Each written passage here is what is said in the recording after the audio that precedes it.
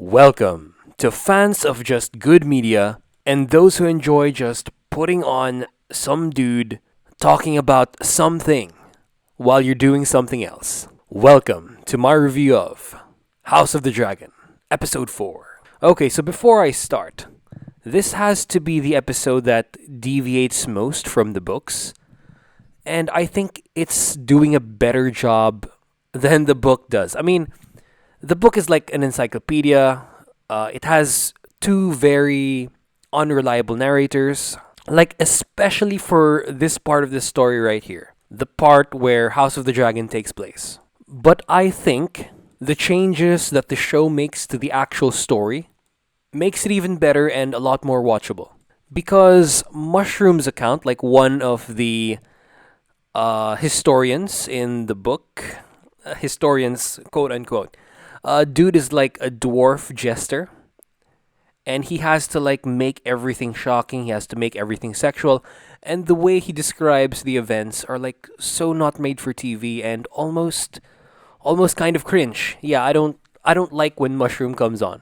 And another thing I don't like is that both sources portray the characters as like a bunch of assholes. Like there's no babyface in the book. I mean, Daemon Targaryen is like the person you can side with there, and he's not even a good guy, but I mean, they're not very likable in the book. It's hard to like have a show with like no one likable, so I like how HBO actually made us care for the characters. And so yeah. But one thing that I did like from the book is that when everything spirals down into shit, when everything like goes wrong, when like there's this point in the war where like the fights stop happening, like the war is about to end, but shit just goes down. Things go wrong like incredibly for one character. And it kind of felt like watching the Berserk eclipse. Yeah, it makes us feel like helpless, seeing this like uh thing built by past kings like Jaehaerys basically carrying everyone uh go all to hell. Like it starts the decline of this civilization here. And just like the battles, the skirmishes that happen like outside the capital, like outside the crown lands is just like so tragic, like most of them. People just tear each other apart. It's fucked up.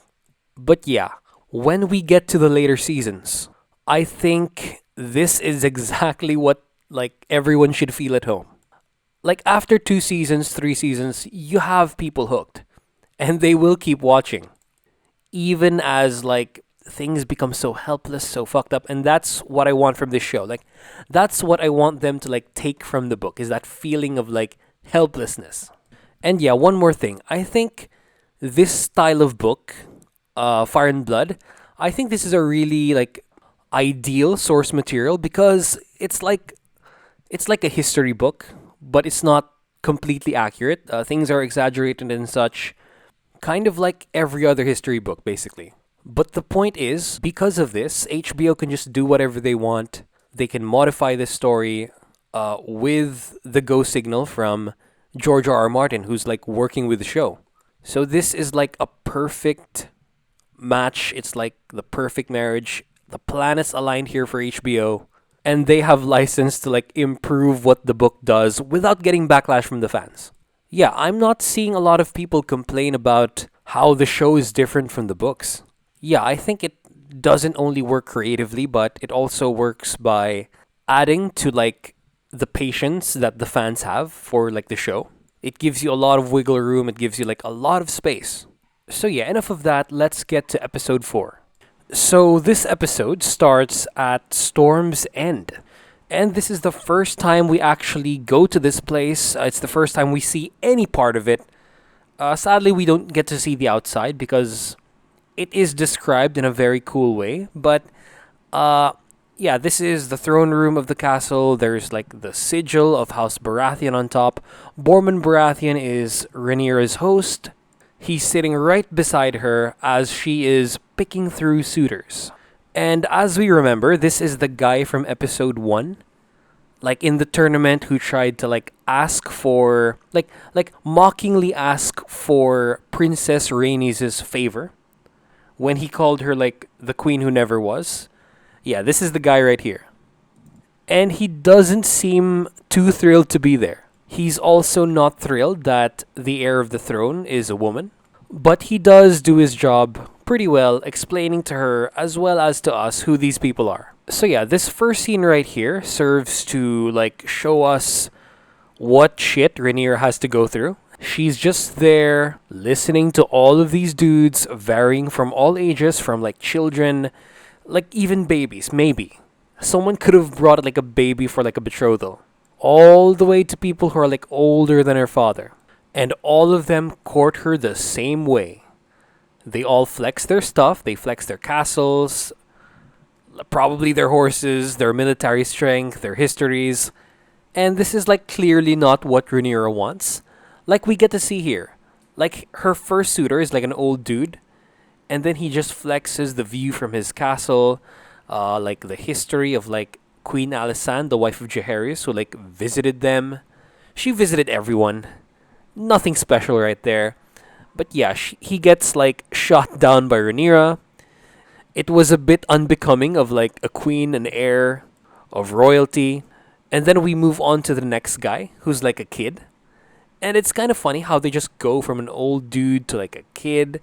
And they both pretty much court the same way. Like, he just flexes his family's history, that he'll protect her, and then, like, we really get to see what, like, Rhaenyra wants. Because when the Bracken guy, the guy with, like, a horse on his, like, crest, ancient rivals of House Blackwood, going on for, like, since the start, I think, for, like, hundreds of years. Correct me if I'm wrong. It even happens in Clash of Kings, in, like, the Game of Thrones time period. And it's actually, I think, Jaime Lannister who, like, mends the rift between them. But yeah, it takes that long. They hate each other that much. So, of course, they would get it on here. And then we see Rhaenyra actually, like, react positively to Lord Bracken. Or Sir Bracken, whatever it is. So that's the type of dude that, like, Rhaenyra likes. These sort of, like, bad boy, rogue sort of dudes. Unless you're Kristen Cole, of course. But yeah, Rhaenyra closes up shop. But then Bracken just wants to pick on this kid. He's kind of a dick. He kind of has what he'll get coming to him.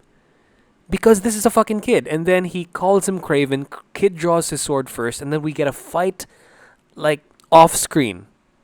People actually started, like, laughing because of this, like, silly situation we have here. Borman Baratheon is not having any of this. If he wasn't, like, a Lord Paramount, he would have had shit for, like, someone dying in his castle. But yeah, someone does die in the castle, and the kid manages to win. He guts this Bracken cunt. And people have been saying that this is, like, a subversion of, like, expectations, but come on, like, the kid has a bigger sword.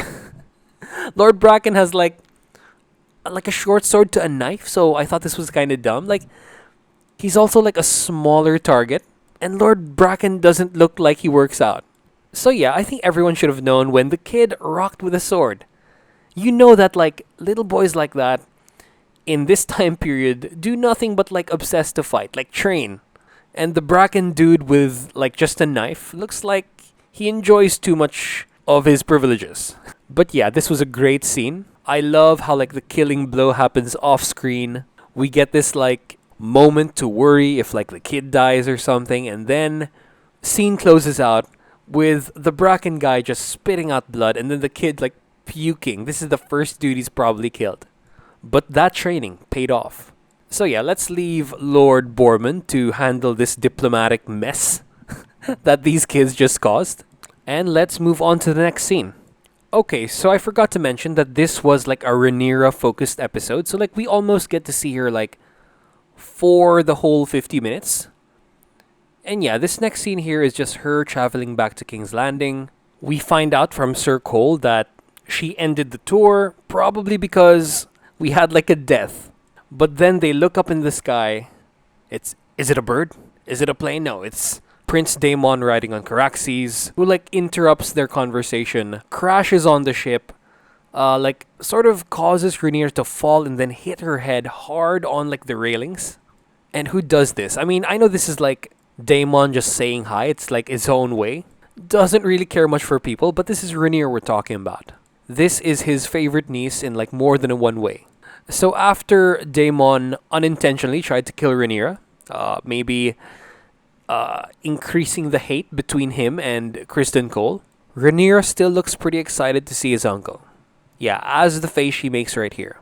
So yeah, just a setup scene, and I love how they're like going in the right direction, like from Storm's End, like their travel by ship, that they're facing the correct side of the Red Keep. Like I love how it's just not like, oh, that's the Red Keep. It's just like cuts between there and there. I love like the orientation here.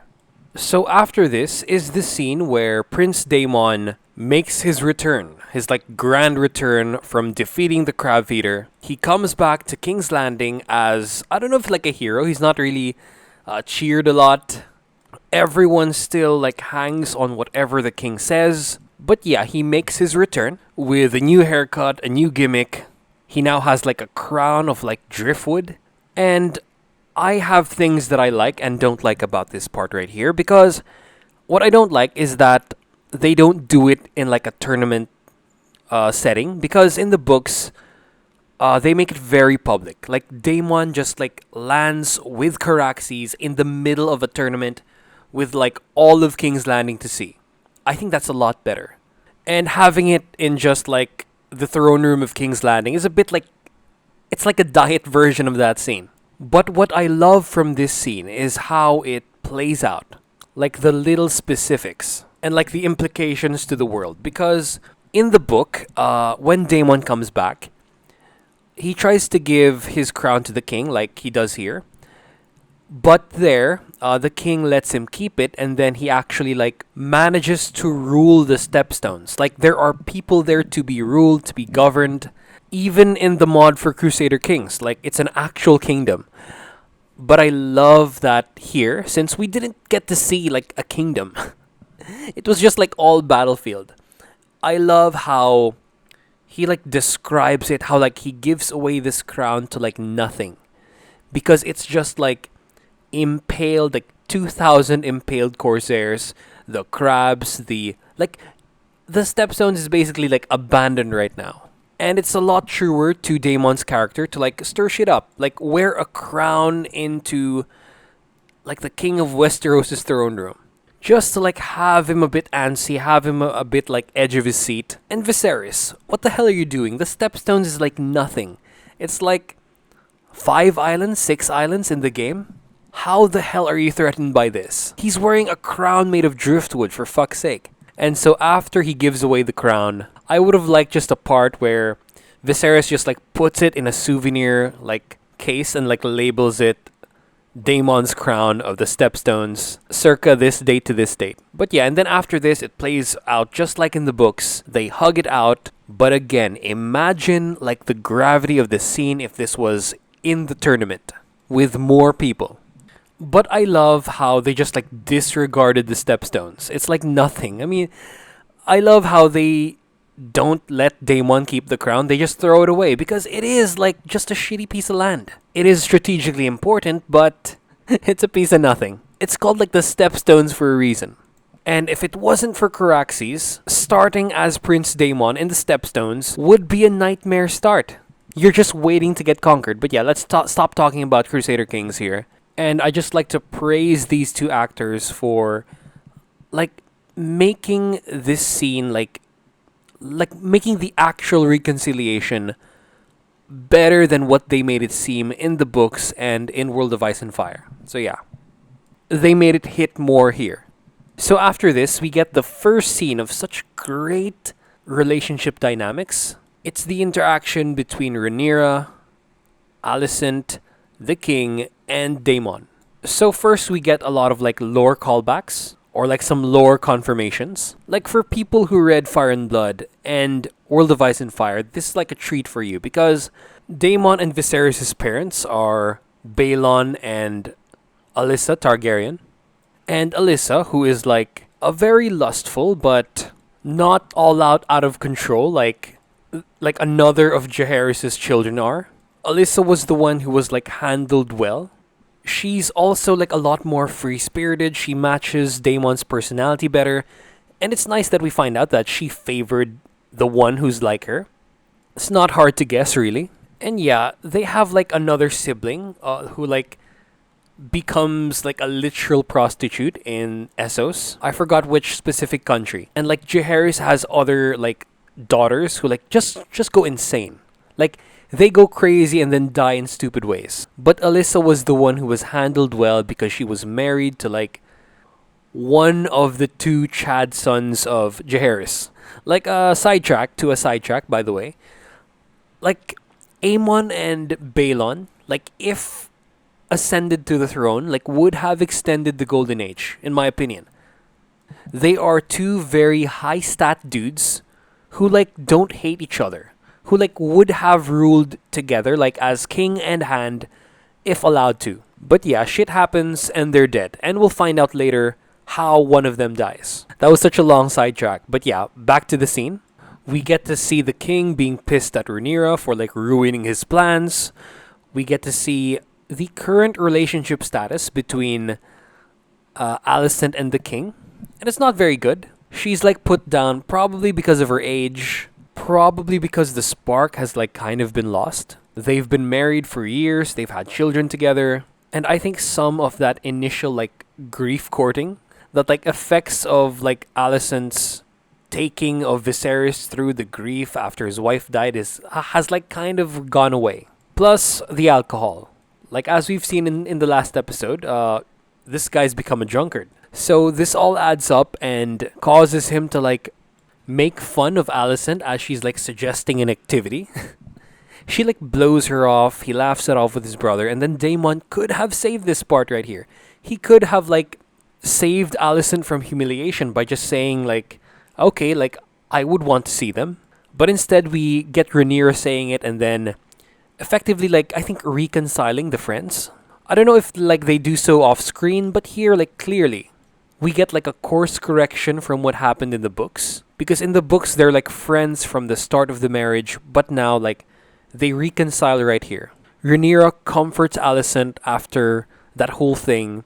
I think she even if like hasn't experienced what Alicent is experiencing, she has an idea of like what it is, seeing the results from what happened to her mother, and she's like actively avoiding this. But yeah, let's go back to Daemon for a while. The dude could have saved Alicent from all of this shit, but I think it's on purpose that he didn't. The guy hates Otto Hightower, and I think in extension hates the shit out of Alicent, which adds to the depth of this scene right here. And so we have Rhaenyra and Alicent like having a conversation, sort of like reconciling in my eyes, by bonding over the plight of all women in this time period in Westeros. So yeah, this scene was kind of touching actually. It brought like a single tear, that after all of that shit that happened in the previous 3 episodes, Rhaenyra's philosophy was the correct one. And Alicent, after like inserting herself in the like throne, inserting herself and like her sons to this dangerous game, now feels it, now feels its effects. And so we didn't get like a lot of scenes of Rhaenyra and Alicent being friends from episode 1. It's just that one. So when she married the king in like the end of episode 2, and then we had like that scene, it didn't seem very effective. But after this scene right here, when like the actual breakup starts, when the war starts, I think we will feel it a lot more. So yeah, great scene. Now for the next. Okay, so after this, we finally have like a one-on-one like conversation between Rhaenyra and Prince Daemon. And as far as I can remember, I don't recall like listening to any like courtship parts between Daemon and Rhaenyra in the books. This is all show original. The fact that they're like speaking to Valyrian to each other as their like own special thing, or like every scene when they're together, it almost feels like Daemon changes his character. It's almost like he's not himself. Like if you watched like any of the scenes with these two alone, and then if you didn't know like the context between their relationship, like that they're related, or that they're like 16 years apart, if you were like a casual watcher, these two would look like the main couple of like the show. Like from episode 1. It's like they were like made for each other. They're like the perfect match, honestly. They like are the same type of person. Headstrong, independent, almost rebellious to a point. But Daemon is like much deeper into that hole. And yeah, the actors do a really good job. Like I think making the fans like root for their relationship even if it like is a bit uncomfortable for like people with our value system, with like the taboos in our society. Like despite all of that, I think they successfully make the audience like root for them to happen. Like people post these memes all the time where like, oh, they're like uncle and niece, this is crazy. But yeah, I mean, they are Targaryens. I mean, this has happened before, like a lot. And they do have this like ideology that they have to keep their blood pure in order to like be able to ride dragons. And this is like an actual like interesting point of the story that we will find out if it's true like later. Like we will literally have confirmation to this like excuse that they have later on in like maybe future seasons. So yeah, great scene. I think this is like number 2 scene of this episode. Okay, so after this, we have the scene in the small council where apparently Lord Corlys is becoming worse than the crab feeder. They have this line where they say that they've exchanged the crab feeder for a sea snake. That's actually a nice line, but this doesn't happen in the book. And when Otto Hightower like announces the news that Corlys is entering an alliance with the Sea Lord of Bravos, he says it's from Old Town, which is like at the other side of Westeros. Driftmark is like across the entire country, like right below Dragonstone. Bravos is even further than that. So I don't know how like Old Town is getting like this much news.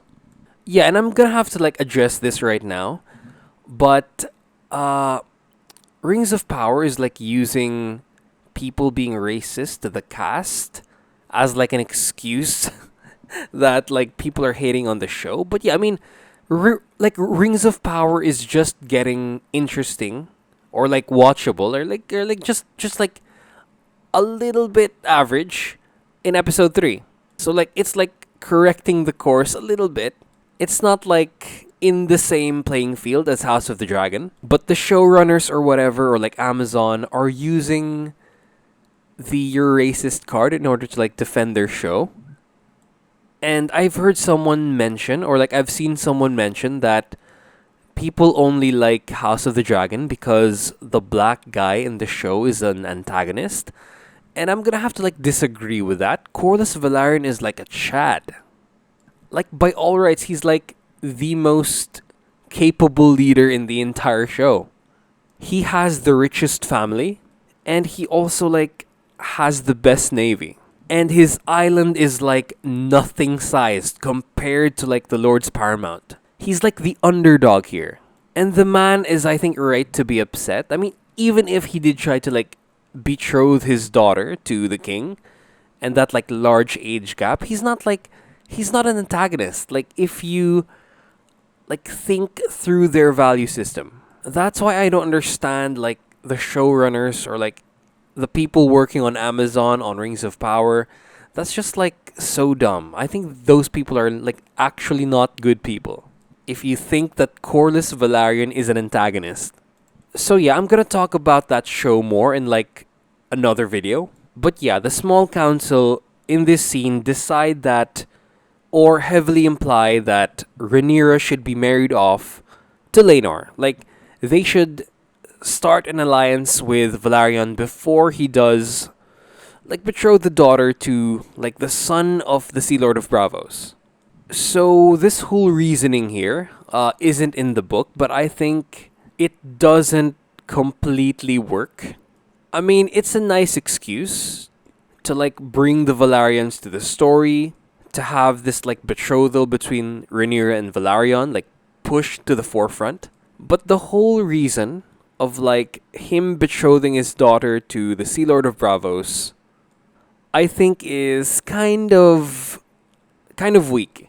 Because if this does happen, that's like Driftmark, south of Dragonstone, like actually on the like it's more between Dragonstone and King's Landing, like south of Dragonstone. And if they if like Corlys tries anything, like with the Sea Lord, with all of Essos, King's Landing or like Westeros could just like descend on the island and kill everyone. Like it won't even matter. So yeah, I didn't think we needed this. I think you could have just like had Corlys be there or like have his reward be that his son is betrothed to Rhaenyra. Or like just have someone advise it to him. Like just have Lionel Strong, like the MVP of the small council, according to the memes, advise the king and then have the king agree. He already knows how advantageous this marriage pact will be, so yeah. You didn't need to have this whole part with the Sea Lord of Bravos. This is just like unnecessarily making things a lot more complex.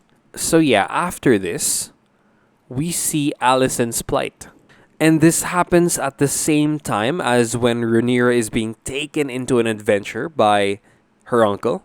And so yeah, I'll talk about the book later on about this scene when we get to that part. So Alicent is just at home, taking care of the kids, getting woken up for sex by Viserys. It's actually kind of sad. And then Rhaenyra, in another part of the castle, is like sent some street clothes, is sent like a note, like a clue that reveals like a passage made by Maegor Targaryen. Because he was such like a paranoid king, he was like an asshole. He's like Maegor the Cruel. And then as for the builders of these passages, they're probably dead. They are dead. And so yeah, Rhaenyra makes it through this passageway. And then at the end of it, she meets Prince Daemon, who has the passages, I think, memorized. This is his hobby as a kid. And yeah, I don't know if this is like the passage that Arya Stark went through, but yeah, I mean, this is the same chamber where Balerion the Black Dread's skull is at. That was a long time ago, season 1. And I haven't rewatched the show. So yeah, she meets Prince Daemon. And then, my god, does Princess Rhaenyra look like a child when in that garb? And so we finally get to see King's Landing, like, at a pretty good time in its history. And it doesn't look as bad as, like, most people would expect for, like, a capital city. It's probably smelly, but yeah, I mean, people fuck on the streets. The streets are also, like, very tight. We have, like, some street performers, some fortune tellers. We get, like, some foreshadowing. And it's just, like, a good time. The people of King's Landing are having their fun before shit hits the fan. But yeah, the people do have too much fun, I think, when we get this scene where Rhaenyra watches a play about like what people think is happening in the castle, in the royal family. And this can't be legal, right? They live in like an authoritarian society. There's no like freedom of speech, I think. And you're allowed to like make some pretty like out of taste plays about your rulers. But yeah, they do draw a crowd, they put asses in seats. But this has to be like hidden, right? Or else they would like have their hands and dicks chopped off. They would be arrested, like treason or something.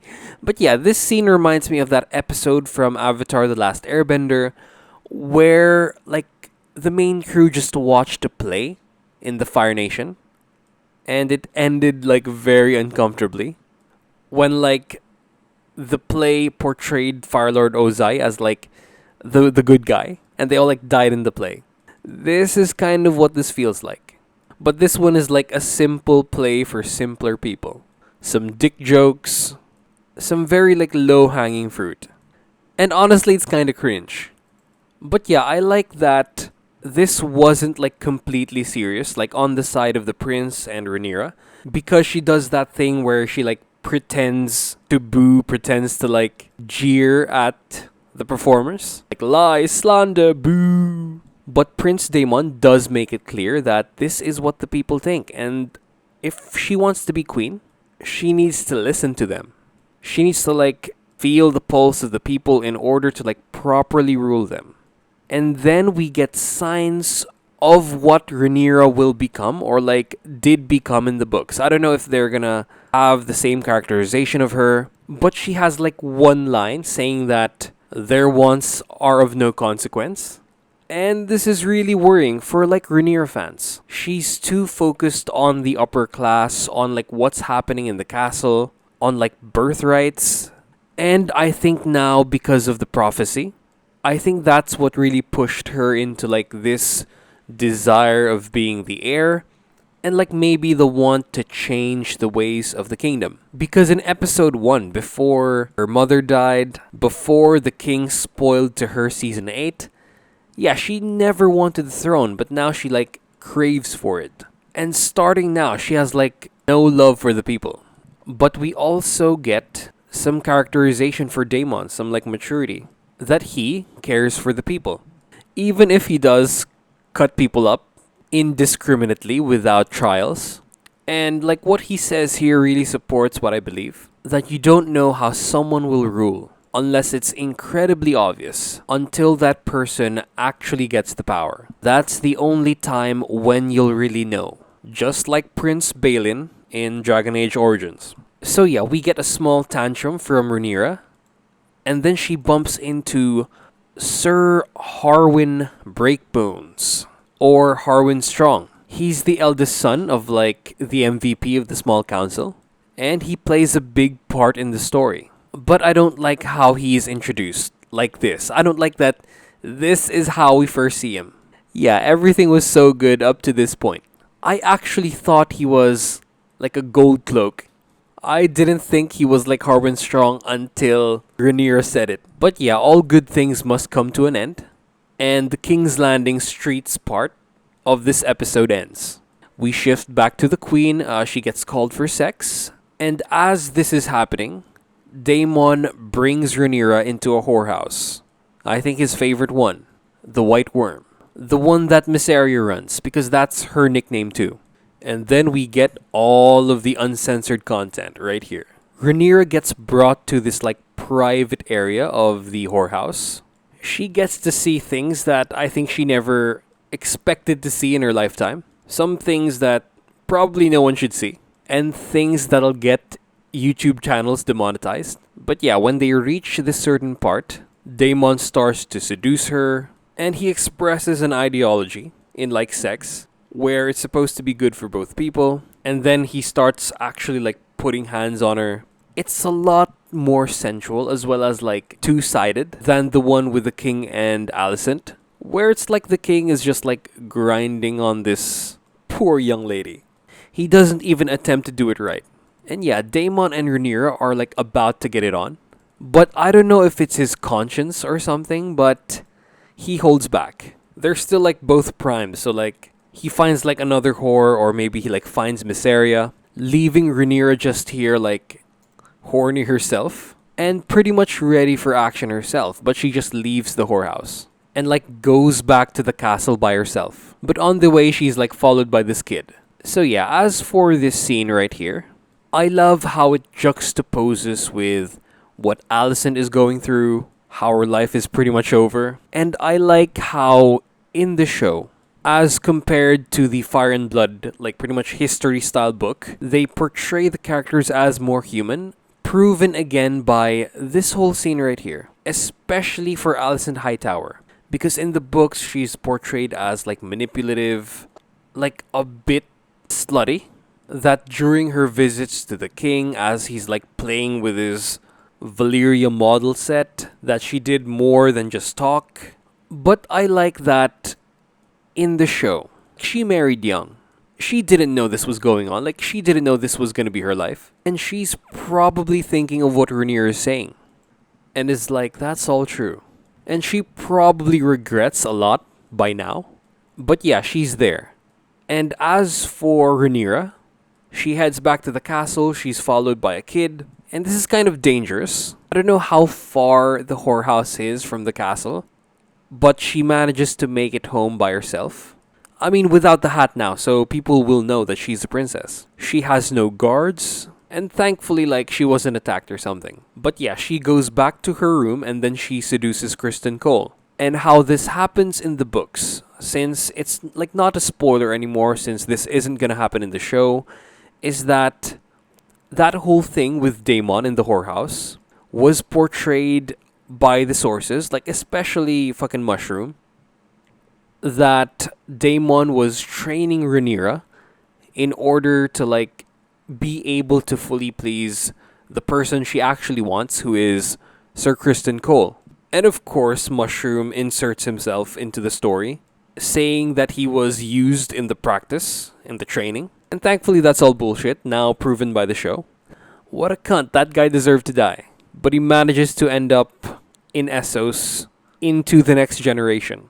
So yeah, I think the way they did it in the books, like the way it happens in the books, is a lot stupider. It's like, training? Are you fucking kidding me? That's so fucking dumb. It's a lot better that like it's just like a primed Rhaenyra going after Criston Cole because she wants to. And she's always had this like crush on him. And in the show, she actually manages to succeed. I actually thought Cole was gonna be like a fucking Boy Scout just like in the books. Because in the books, he pretty much spurns her. He's like a Boy Scout, an honorable knight in the book. And because of this, that sort of gets him to turn on her. But here I'm glad that he's portrayed as human. That even with the threat of death, the threat of gelding, or like being sent to the wall, Criston Cole still like is seduced by this like attractive young lady who's just like coming on to him. And I think this is like the best scene of the entire episode. This now shifts the pleasure house scene to number 2. This was like incredibly well done. And this had to take like about 30 minutes real time because she had to like take off the armor. So many layers. But this scene was like so like well paced. It goes through like all the parts of the actual thing. It also has like a part where Criston Cole like has some doubts. He makes this face right here and it was pretty funny. He looks down to the floor, thinks about it some more, and then finally he gets into it. They both get into it. But of course, he's a Kingsguard, she's the princess. This whole relationship here will never be more than this. Like, even if she becomes queen. It's like impossible. You will never be able to like get away from your oath as a Kingsguard. Except if you're Jaime Lannister. And like the realm is in chaos and you can basically do what you want. So then there's like a softcore love scene. Like a lot less gratuitous than in Game of Thrones. This was actually like done really well, honestly. They managed to show a lot, but it's not too much. And like the pace that this happens is like pretty natural. And so after this, we have the scene where the boy who followed Rhaenyra shows up to Otto Hightower. And we later find out in the next scene that she was sent by Missaria. So I don't know if it's Missaria working with Hightower or is it Daemon like commanding Missaria to like send the dude, like spread this rumor. And it doesn't make it clear at the end because Daemon basically doesn't deny it when asked by the king. But I think it's leaning more to like this was Daemon's plan all along. Because he makes this face in bed, it's like, yeah, it's like things went to plan. And that would be cooler, actually. And a lot more like Game of Thronesy than just like Missaria feeling spurned and working for Otto Hightower. It's like Missaria is becoming the Master of Whispers for Daemon. And so yeah, we get the scene where Otto Hightower is breaking it to the king. It's pretty realistic. He tries to like skirt over using the terms. He dances around this. He like just doesn't make it clear that like your brother just boinked your daughter. He says this in like 3 different ways or like 4 different ways and it's pretty funny. But we finally get to see Viserys stand up for himself. But he doesn't do it very well. Since he makes it known to Otto, like his actual thoughts, that like Otto is purposely doing this in order to like get his grandson named heir. And that's true. And that's pretty much how he gets ejected from the council. But I like how it happens here even more. Otto isn't just some annoying dude who's like forcing something upon the king. And the king actually shows a bit more intelligence here. But how he handles it is pretty terrible. He like accuses his wife's father of being a slimy prick. And of course, Alicent is listening to all of this, to all of the news, and she like meets up with Rhaenyra at their usual hangout spot. So yeah, really good scene. And Paddy Considine, still the best actor of the show. He might not have the best scene of the entire show, but like it accumulates. So next scene is when Rhaenyra is called by Sir Criston, who calls her to the queen. She tries to like continue what they've done the previous night, but this is a serious matter. This is like something else entirely. And so they meet at the hangout spot near the Godswood, and they talk about the rumors that Rhaenyra fucked Daemon, which is not true. And I love the acting here because it's true that like Rhaenyra did fuck somebody, but it's like she's thinking about what to say. She's not like replying right away to like Alicent's statements. She's using like these stalling sentences to like say enough without saying too much. But I don't like the part where Alicent is just like forgetting about like Targaryen history and is now dismissive of like Valyrians. Like, come on, the most powerful lord in the kingdom is Valyrian and the king is Valyrian, so yeah. This should be more about like losing her maidenhead before marriage.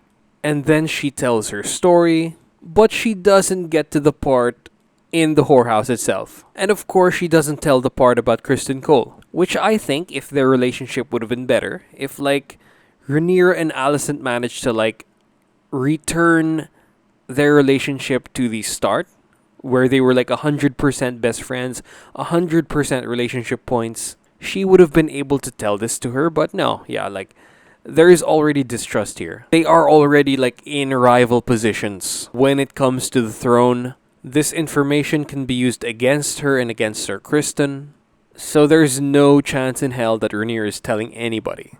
And so I'll talk about the book part later. After this scene where Daemon makes his way to the castle, but he's brought by the king's guard right to the king, drunk as hell, hungover as hell. And he's just there, unable to defend himself, as the king is like kicking him. You know what? I think this is gonna be like number one scene of the entire show. You have the two best actors in it, one acting hungover as hell, and then the other one pissed off. And this is where I finally thought that, yeah, this might have been Daemon's plan all along, because he doesn't deny that he allegedly had sex with Rhaenyra, but he also like implies it to be true. It's like he had this like whole plan set up in order to stop all of like the courting of Rhaenyra, so that like no lord would accept a marriage proposal, and that the only one who would like actually marry Rhaenyra is him, is Daemon. So yeah, the king rejects because of two reasons. So one is that Daemon is married, and number two is that Daemon wants the throne. But honestly, like if you play Crusader Kings, if you're like a Targaryen with their value system and everything, I think you would like want that match. It certainly happened before. It's also like a power couple to have like Daemon and Rhaenyra like on the same playing field as each other.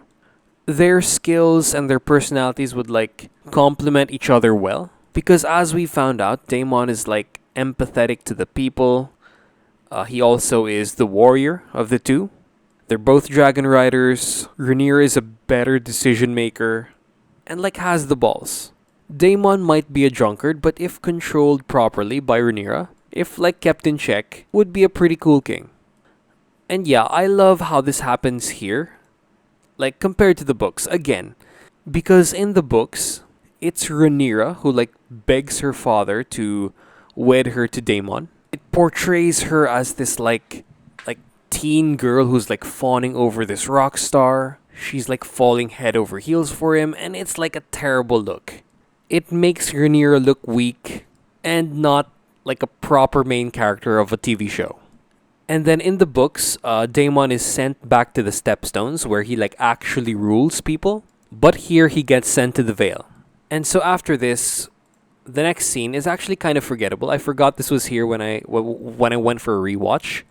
But it's Alicent condemning Daemon and siding with Rhaenyra as like innocent. And it's like right after this, they like brought Rhaenyra somewhere. And I thought we were gonna have this like Joan of Arc scene where they like check her hymen or something. But she's brought to the king and then they have an interesting conversation. And again, this takes scene of the show over the last one. So they reference the prophecy again, and I'm less bothered by it now. But then they continue on with a conversation about perception over the truth, and that's like 100% facts. It's kind of like what's happening to AEW right now. And that's all the wrestling I'm gonna bring to the show. But it's just so true, because like especially for Rhaenyra's case, because she's the princess. Everyone knows her, but like not on a personal level. It's not like she can explain herself, she can like make a public declaration or something. She's already seen like what they think after going through the city. She's just gonna get called whore or like uncle fucker. People are probably gonna throw fruits at her or something. And it's pretty much impossible now to like get that idea out of their heads. So yeah, I think this is how Daenerys and Rhaenyra are the same. They care more about their birthright and about how things should be rather than how things are. And here we have like King Viserys have like one more time, one more chance to like improve his image to like us, to like the fourth wall, to prove that he's not dumb. Because he states that he knows that like everyone is self-interested. Because Rhaenyra like makes a condition that she'll only marry Laenor willingly if the king gets rid of Otto. And then the king explains that, come on, like everyone in this small council, everyone in court is self-interested, and that when given enough power will be another Sir Hightower. But he then follow throughs with it in the next scene, because this is what he already thought. Now it's pushed further by Rhaenyra. It also shows how fickle the king is, but I think that in order to achieve the goal of making Rhaenyra queen, I think this is the right choice. I think honestly this should have happened earlier. Like right when the king married Alicent, he should have like gotten rid of Otto immediately. Because there is like a lot of conflict of interest, and Otto would not be as powerful as he is now. But if your goal is to stabilize the kingdom, he should have named Aegon heir like long ago. Just like give the people what they want. This thing with Rhaenyra, like even if it's like the right thing to do, even if like by all rights she should be queen.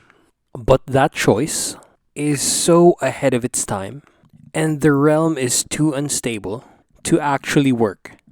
It is probably, or it's actually going to, cause the deaths of like thousands and thousands of people. And it's not worth it.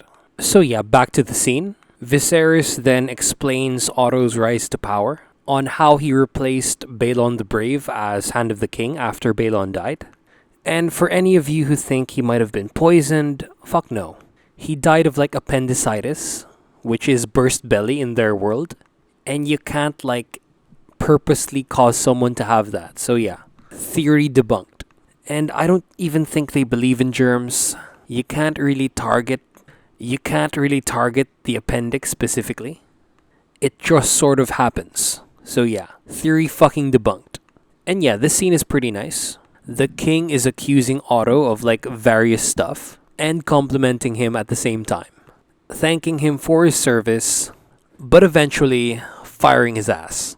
And yeah, it just shows how much respect Viserys has for Otto, because he does this like privately, and he doesn't like embarrass him in front of the small council, just like he did with Corlys. So yeah, really good scene, well done by the show. Paddy Considine, MVP of the episode again, with Rhaenyra at number 2. And then as for the last scene, it's the scene where the Grand Maester gives Rhaenyra a contraceptive.